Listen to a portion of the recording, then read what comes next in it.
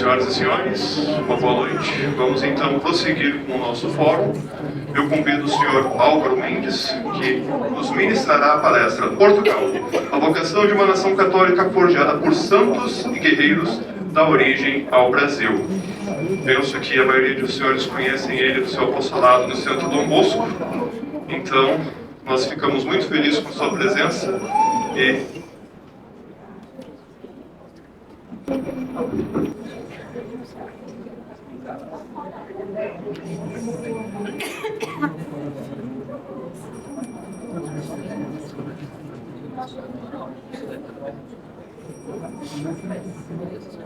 O nosso auxílio está no nome do Senhor, São João Bosco, São Domingos Sábio, Nossa Senhora Auxiliadora, em nome do Pai, do Filho e do Espírito Santo. Amém.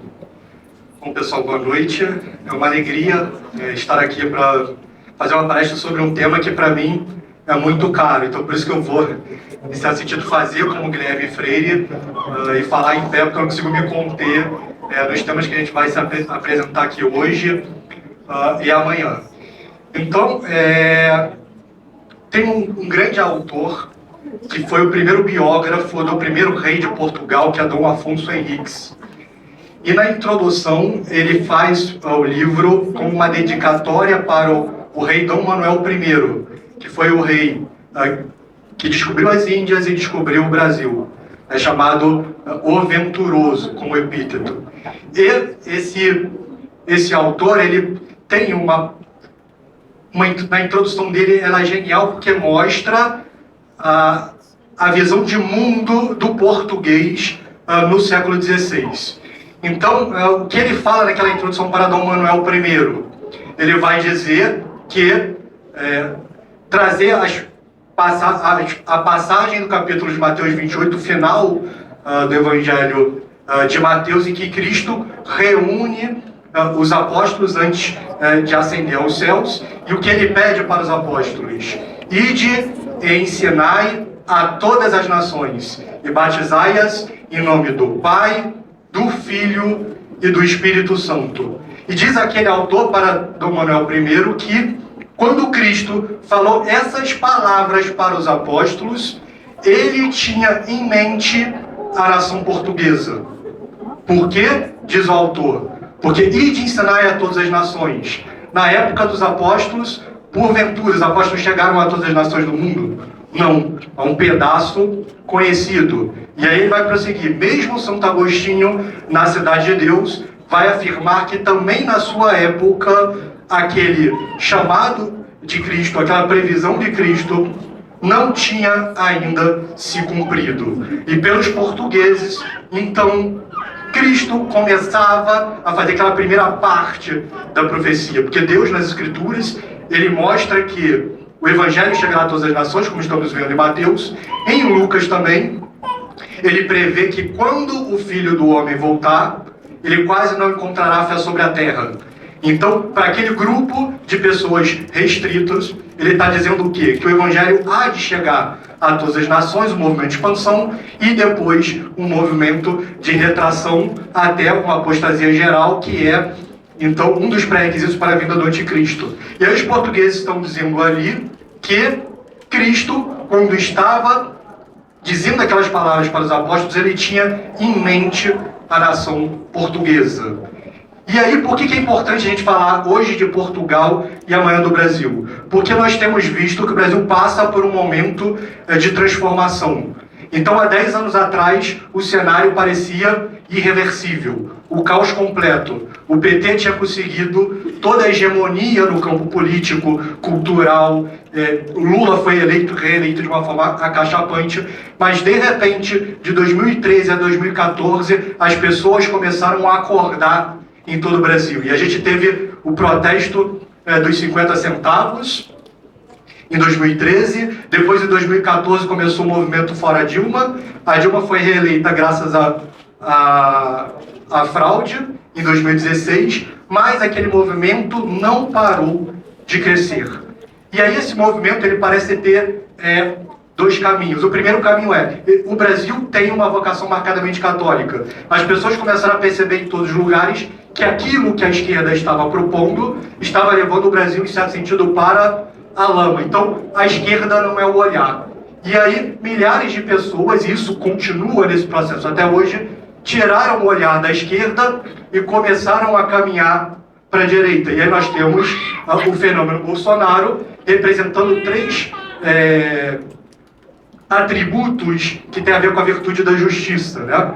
Que é o amor à pátria, o amor à família, o amor a Deus. As pessoas começaram então a virar o olhar para a direita, só que mesmo dentro da direita a gente consegue identificar ainda vários erros, porque a direita, como as palestras anteriores muito bem mostraram, já tem elementos revolucionários em si, de uma forma muito marcada, o componente protestante e o componente liberal maçônico. Então, outras pessoas começaram a enxergar mais longe. A solução para o Brasil não é essa. A solução para o Brasil é a cristandade. Certo? E dizer que a solução para o Brasil é a cristandade significa dizer que temos que afastar os nossos olhares das propostas revolucionárias. Dentre elas, os Estados Unidos, liberal maçônico, e o Israel e o movimento de Israel. Isso significa também que o Brasil, como nós vamos ver hoje e continuar amanhã, eu precisaria só ter um tempo, porque é tanta coisa para falar que eu preciso administrar. O Brasil, ele tem uma proposta que tem a ver com a cristandade, certo? Que tem a ver com Portugal, tem a ver com a Espanha, tem a ver com a América Latina. E é isso que nós vamos ver hoje, que o Brasil ele é uma continuidade histórica de Portugal, e Portugal e Brasil têm papéis providenciais na história.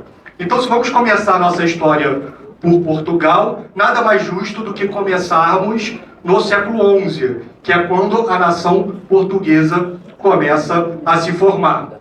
No século XI, o que nós temos? A ascensão gradativa do Islã. Então, o Islã ele nasce como uma religião político-militar no século VII. Maomé, como nós sabemos, é um líder militar extremamente violento, e ele vai conseguir, em menos de 100 anos, na ponta da espada, no movimento inverso de apostolado. Então, existem marcas da verdadeira religião.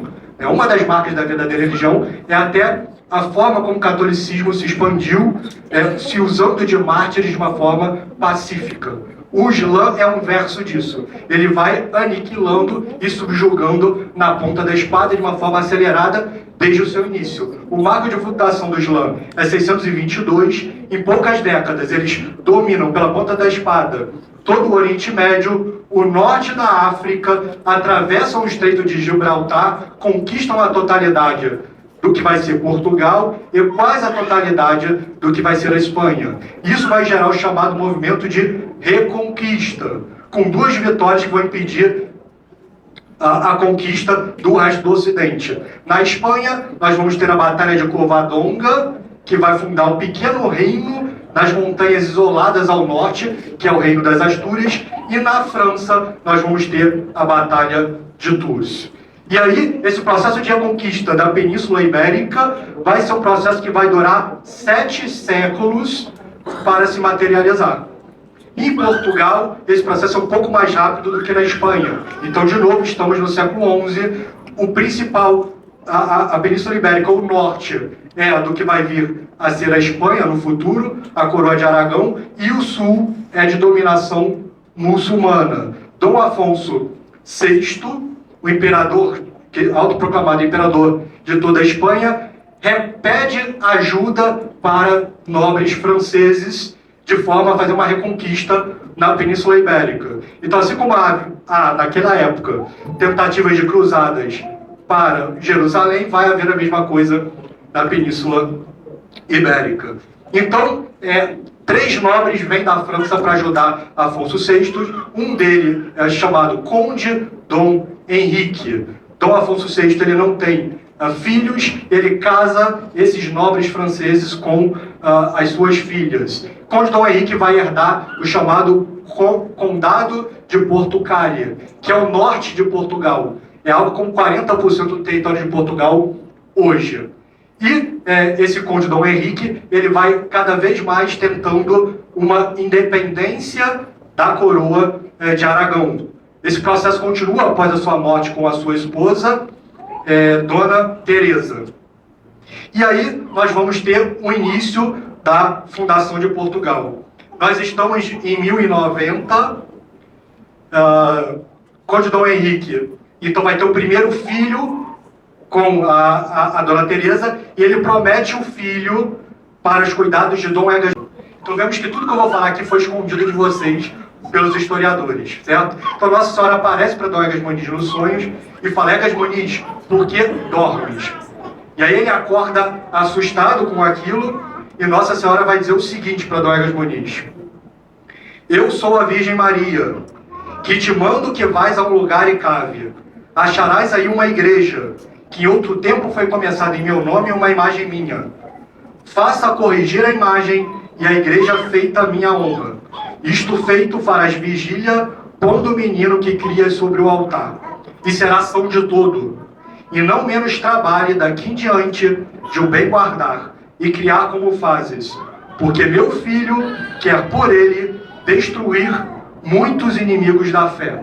Então Nossa Senhora fala isso para Dom Egas Muniz. Dom Egas Muniz, muito impressionado com a aparição, pega essa criança aleijada, leva para a região que ele era o nome da região, onde estavam essas ruínas, e coloca a criança sobre o altar. Então, assim como Abraão colocou Isaac no Antigo Testamento sobre o altar para morrer, agora Dom Egas Muniz reforma a igreja e coloca Dom Afonso Henriques para viver. A criança, então, quando é colocada sobre o altar, é completamente curada, e até hoje o sítio que foi reformado existe o mosteiro de Cárcere, no norte de Portugal. Então Nossa Senhora já começa a preparar aquilo que Cristo disse para os apóstolos há 1100 anos atrás, e de ensinar a todas as nações. Deus estava preparando Portugal para cumprir esse mandato divino. E esse jovem do Afonso Henriques vai crescer,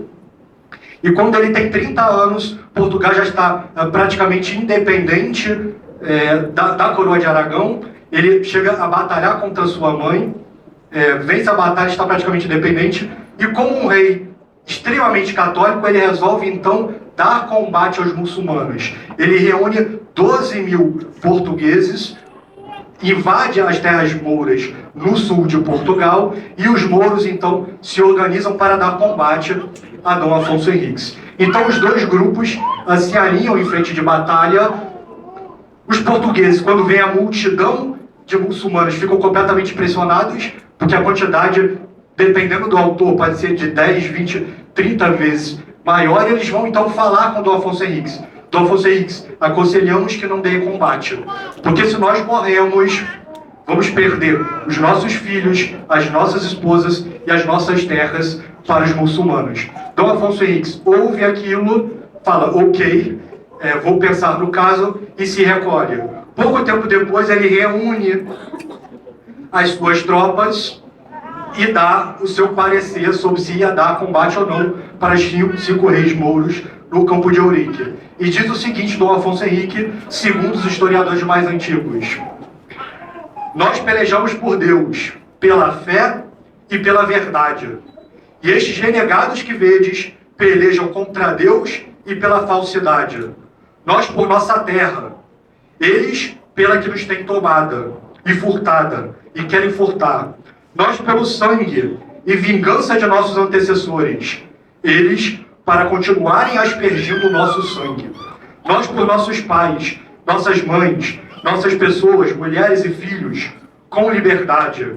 Eles a nós todos para pôr em seu cativeiro a terra que hoje em dia tem e possuem na África, na Espanha, já foi nossa, e tomaram dos cristãos pelos nossos pecados.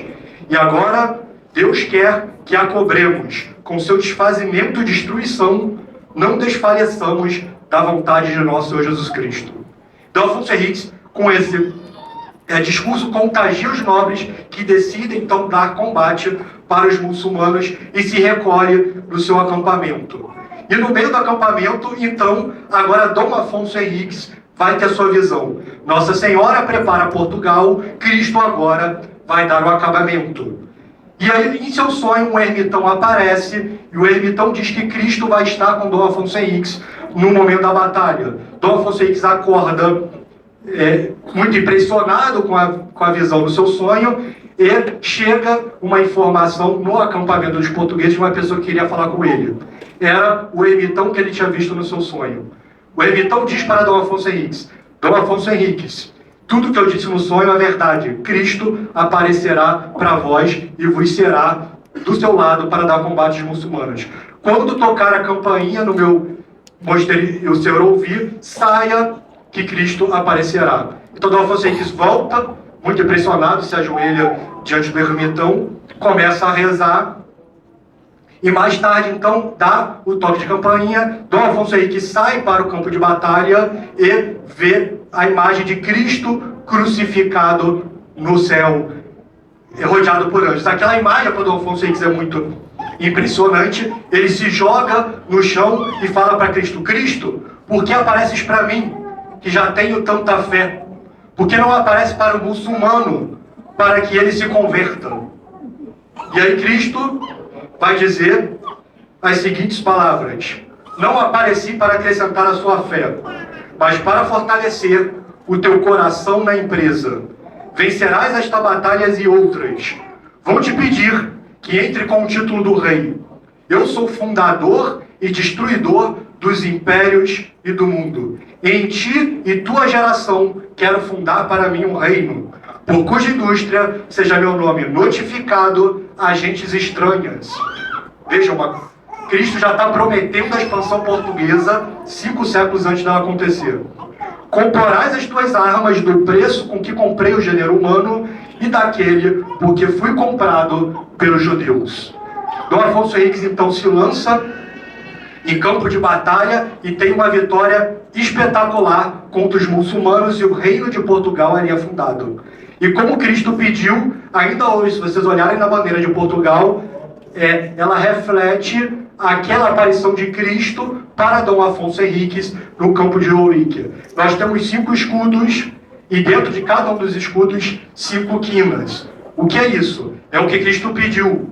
Comprarás as tuas armas do preço com que comprei o gênero humano, as suas 5 chagas, e daqueles pelos quais eu fui comprado pelos judeus, as 30 moedas. Então, as 5 quinas contadas dão 25, e dizem os autores: contem 2 vezes a quina do meio ou cada um dos escudos, para chegar às 30 moedas de traição de Judas. E cada um dos 5 escudos representam as 5 chagas de Cristo. Então, daquele momento em diante, todo filho de Portugal deveria fazer uma escolha: se ele quer servir as 5 chagas de nosso Senhor Jesus Cristo, ou se ele vai servir as 30 moedas da traição de Judas. E Dom Afonso Henriques, como um grande cruzado, vai se lançar em campo de batalha contra os muçulmanos. Ele continua o processo de reconquista, e ainda no seu reinado, ele vai conquistar as cidades de Lisboa e Santarém. Então vemos que Nossa Senhora e Cristo agem em Dom Afonso Henriques, fundador de Portugal, e ambos prometem o quê? Que ele será um grande descendente, que da sua descendência gerarão povos e povos para a fé. E aí, os descendentes da casa de Dom Afonso Henriques vão continuar o processo de reconquista, que é uma batalha complexa. Então nós vamos ter Dom Sancho I, Dom Afonso II, Dom Sancho II e Dom Afonso III dando combate aos muçulmanos, até nós chegarmos à configuração muito próxima da que nós temos atualmente no território português. E a estabilidade de Portugal vai fazer com que nós cheguemos até numa determinada era de ouro, ali no século XIII, com Dom Dinis e a sua esposa, que vai chegar a ser canonizada, que é Santa Isabel. Então, o grande intelectual, que vai ser fundador da Universidade de Coimbra, vai fazer uma reforma agrária católica naquela região e promover grandes reformas. Então, Portugal vai ter décadas de felicidade. Mas logo, Portugal entra numa crise terrível, porque Dom Fernando I vai ter uma única filha, casar essa filha com o rei de Castela, que vai virar a chamada coroa, vai ser a atual coroa da Espanha, e morre sem descendência. Isso vai gerar uma grande crise Bom, ele vai liderar os nobres e vai dizer, bom, a gente não pode ser anexado. Quem pode, então, assumir a coroa? Vai ter Dom João I, o mestre de Avis, outros 2 filhos, também de outra esposa do rei Dom Pedro, e essa descendência legítima. Então, Nuno Álvares fecha a questão em Dom João I. O que eles fazem? Invadem o palácio português e matam João Andeiro e assumem o poder. E em 1383, Dom João I o mestre de Avis, vai se proclamar defensor perpétuo de Portugal. Naturalmente, Castela invade Portugal para reclamar os seus direitos. Há um cerco em Lisboa, e em 1383, esse cerco vai ser levantado por causa de problemas de doença na corte espanhola. Ela volta e Portugal então começa a discutir quem deveria ser proclamado rei. As cortes de Coimbra são convocadas em 1384, todos esses 4 nomes, a filha e a anexação da Espanha é considerada, os outros 2 infantes são considerados, e o mestre de Avis, então um grande doutor intelectual português, Dom João das Regras, vai defender a causa do mestre de Avis, e o mestre de Avis vai sair das cortes proclamado rei de Portugal. E aí a Espanha então invade Portugal em 1385, e aí é o caos. Porque, mais uma vez, assim como nós tivemos nos Campos de Ourique, Portugal vai ter que fazer frente a um exército muito superior, 5, 6 vezes maior. A nobreza de Portugal se reúne e começa a debater, bom, o que a gente vai fazer diante disso? A solução dada, não, vamos invadir o sul da Espanha, porque aí quando eles tomarem Lisboa, eles vão ter que voltar para dar combate na Espanha. E aí Nuno Álvares, esse nome providencial, que vai ser o general das forças portuguesas, o Condestado vai dizer, não, eu prometi não abandonar Lisboa, eu vou lá, nem que seja sozinho. É um reboliço nas cortes portuguesas, mas a coisa não se fecha. A questão, Nuno Álvares, então, vai sozinho. Dom João I pede para ele não ir, ele resolve ir sozinho como condestável. Dom João I, que era um grande guerreiro, diz, bom, se ele vai, eu vou também. Ele une as suas forças, as forças portuguesas se reúnem em Aljubarrota com 4 ou 5 vezes menos tropas do que a Espanha. E aí nós vamos ter então a famosa Batalha de Aljubarrota, em 1385, que as forças espanholas se precipitam contra as forças portuguesas e os portugueses têm uma vitória acachapante. E não obstante, Nuno Álvares, vendo aquele cenário, vai dizer, não, agora que a gente venceu aqui, eu quero vencer lá. Ele reúne o seu exército e resolve invadir a Espanha, sendo muito menos. Ele faz isso e aí a gente vai ter uma segunda batalha, que é a Batalha de Valverde. E na Batalha de Valverde, de novo, Portugal, com um exército muito inferior, se depara com a Espanha. E agora a coisa fica séria. Porque a Espanha começa a se lançar para Portugal, vários novos portugueses começam a cair, e olham para Nuno Álvares, cadê Nuno Álvares? Cadê Nuno Álvares? Ele sumiu.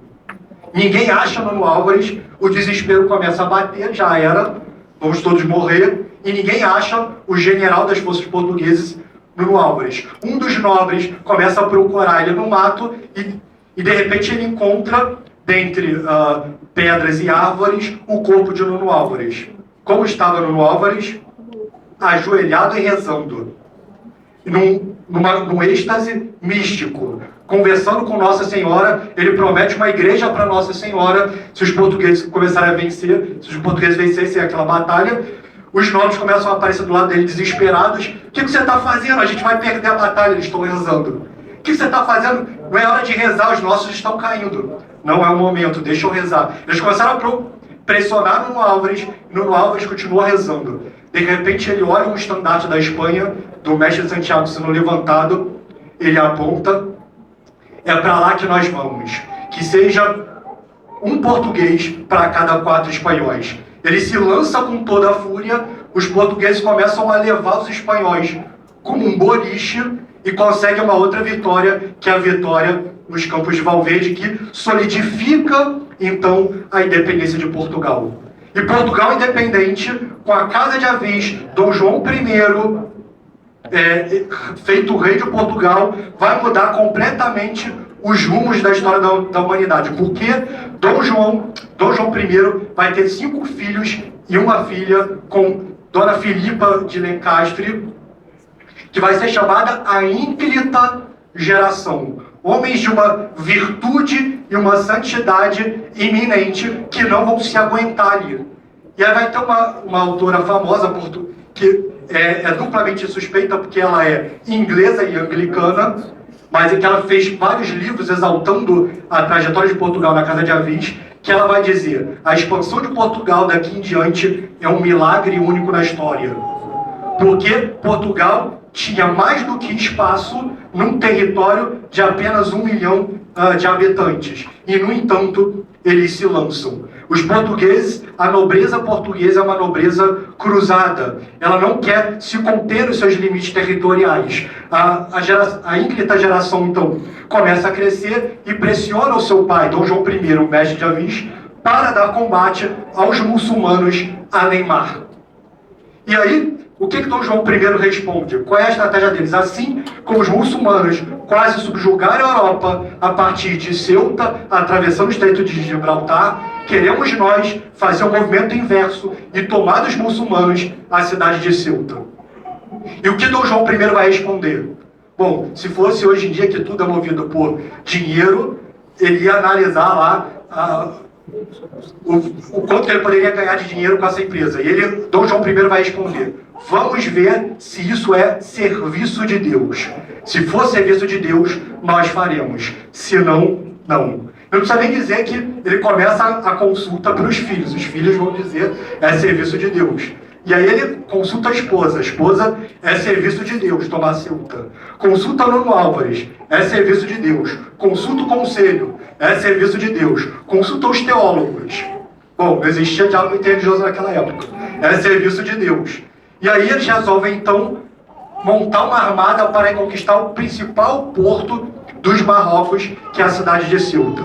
Eles se lançam contra Ceuta de uma forma furtiva, rápida. Em 1415, eles tomam a cidade de Ceuta, no norte da África, e os seus 3 filhos são feitos cavaleiros lá dentro.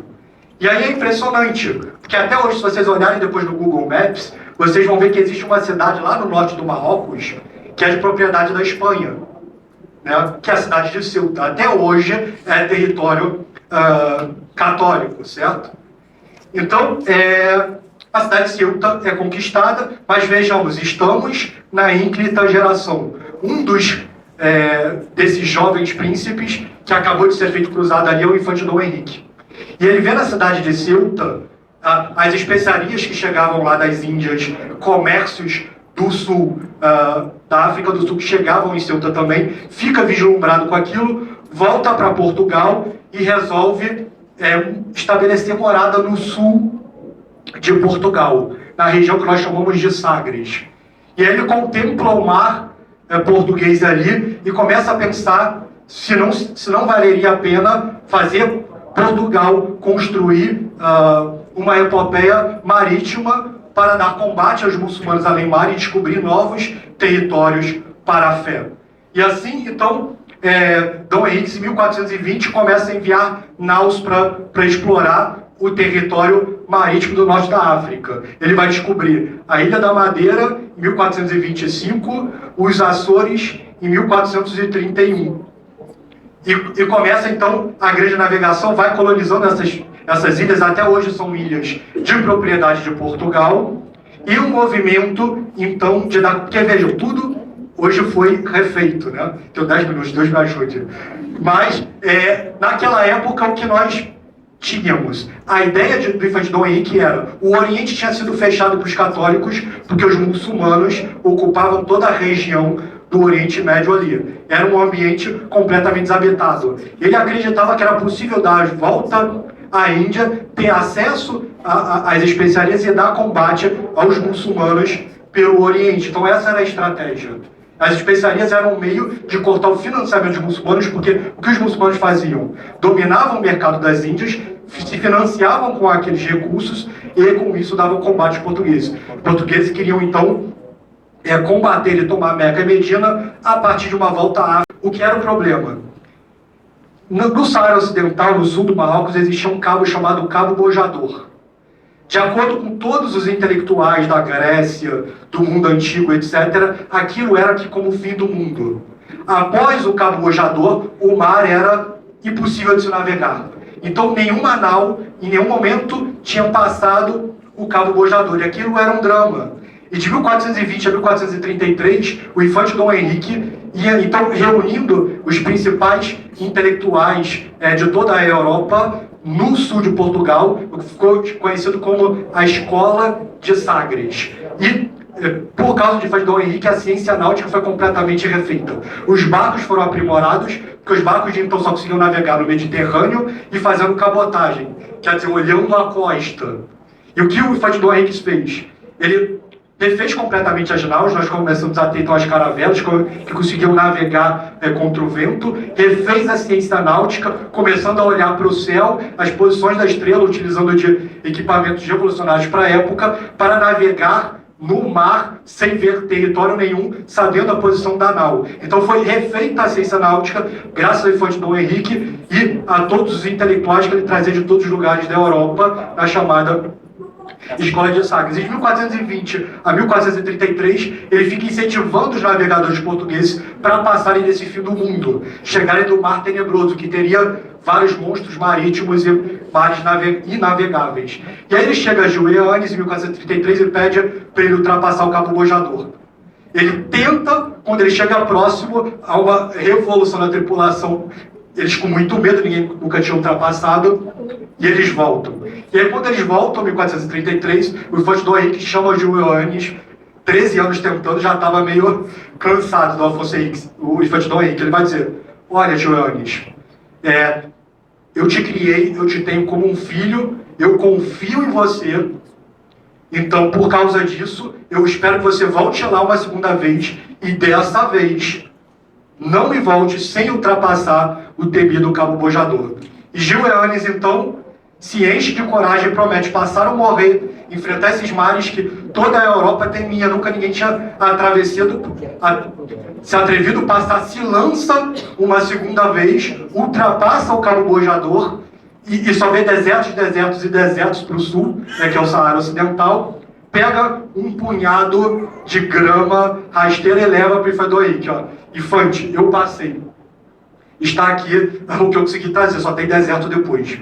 E aquela grama, aquele pedaço de areia, é talvez um dos momentos mais emblemáticos da história da humanidade, porque aquilo marca uma vitória da ciência, da persistência e da engenharia portuguesa para ultrapassar um milênio de lendas. E ultrapassando o Cabo Bojador, nada mais pararia os portugueses. Os portugueses se lançariam cada vez mais. Dom João II prepararia a nau de Vasco da Gama. Os portugueses, como eu disse, eles começaram a dominar toda a ciência náutica e eram, no século XVI, o povo mais avançado nessa ciência. Eles dominavam as naus, as correntes, todos os instrumentos, a navegação. Começaram a perceber que para chegar na África, para ultrapassar a África, seria preciso fazer um C. Então, a descoberta do Brasil não foi acidental, como dizem os historiadores, mas já foi uma tomada de posse. O Brasil já tinha sido descoberto antes, só que Portugal mantinha tudo em segredo, certo? Porque o seu interesse era chegar nas Índias. E a correnteza, pelo litoral, ela sobe, e fazendo o C, ela desce. Então, o que Portugal começou a fazer, um C, quase tocando Salvador até o Cabo, e na subida pelo litoral. Então, Vasco da Gama é enviado com naus para a Índia, e quando ele chega no caminho de volta para Portugal, com 1/3 da tripulação, que 2/3 tinham morrido no caminho, naus se perdidos, o caos, é como se a gente tivesse uma passagem de era na humanidade. Pela primeira vez, então, uma nação na Europa tinha contato direto com as Índias. E aí, a partir daí, Dom Manuel I começou a levar armada atrás de armada, todos os anos, no mês de março, para as Índias. E aí, Portugal vai começar a dominar grande parte da Índia rapidamente. Em 1508 vai ter uma batalha decisiva. Dom Francisco de Almeida é o vice-rei da Índia de então. A armada muçulmana, concentrada na região próxima de Dil, mata o seu filho. Dom Francisco de Almeida fica revoltado com aquilo, monta uma grande armada portuguesa e vai dar batalha para toda a armada muçulmana da região em 1508. E mais do que isso, ele estava tão furioso que ele não dá um ataque furtivo, ele avisa: eu vou chegar em Dil e vou arrasar tudo. Então ele está armada dos turcos, armada do sultão, todo mundo, 10 vezes mais barcos muçulmanos, só que naquela época que você tinha, Portugal já estava há 100 anos desenvolvendo naus. Certo? É como se chegasse um tanque Panzer contra motinhos muçulmanas. E a Dom Francisco Almeida chega varrendo toda a armada muçulmana na Batalha de Dil. Então, em 1508, os mares da Índia se tornam propriedade dos portugueses. Os principais príncipes, e aí depois vai vir um grande português, que é Dom Afonso de Albuquerque, que vai conquistar várias das cidades do interior, e esse processo continua. Então vejam, nós temos uma nação com 2 milhões de pessoas em 1500 e que de repente tinha todo o norte do Marrocos, que é o processo de cruzada contra os muçulmanos no Marrocos tinha continuado, tinha grande parte da Índia, dominava os mares no mundo inteiro, e o Brasil. Então, aquilo que Cristo tinha prometido para os apóstolos, então 1500 anos atrás, começava a ser cumprido com Dom Manuel. A cruz chegava nos 5 continentes.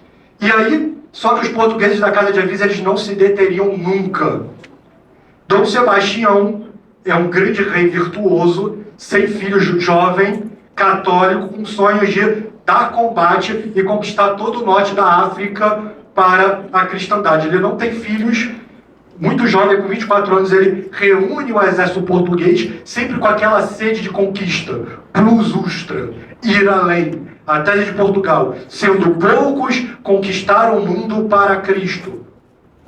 Ele se lança na Batalha de Alcácer Seguir e, dessa vez, pela primeira vez na história de Portugal, Portugal tem uma derrota acachapante. Toda a nobreza de Portugal cai em Alcácer Seguir. Né? Nesse momento, São José de Anchieta, no Brasil, tem uma visão de Dom Sebastião caindo no norte da África, e então Portugal vai ser agora sim anexado pela Espanha por Filipe II em 1580. Portugal, então, no seu auge, com o maior dos seus príncipes, o mais católico, o mais nobre, cai no auge, uma cidade com uma nação de 2 milhões de habitantes, dominando o Brasil, grande parte da África nos 2 lados do oceano, e as Índias. A gente tinha conseguido, nós tínhamos cumprido a vocação que Cristo tinha relegado ao Brasil, de ser uma nação, um grão de mostarda, que daria, então, vazão à maior das árvores, que seria o Brasil. E aí, nós vamos ver que o Brasil nasce com essa vocação católica de Portugal.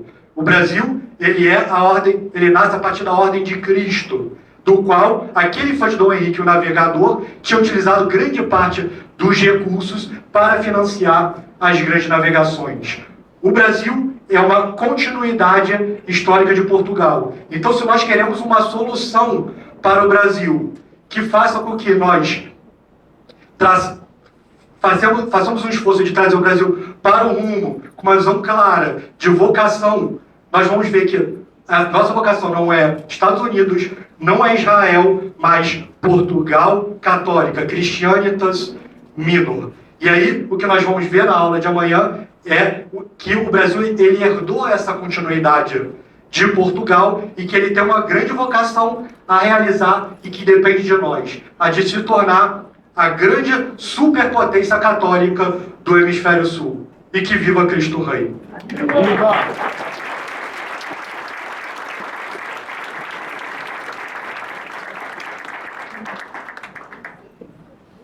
Agradecemos a participação do senhor Álvaro Mendes. Penso que conseguiu nos deixar muito ansiosos para a continuação amanhã.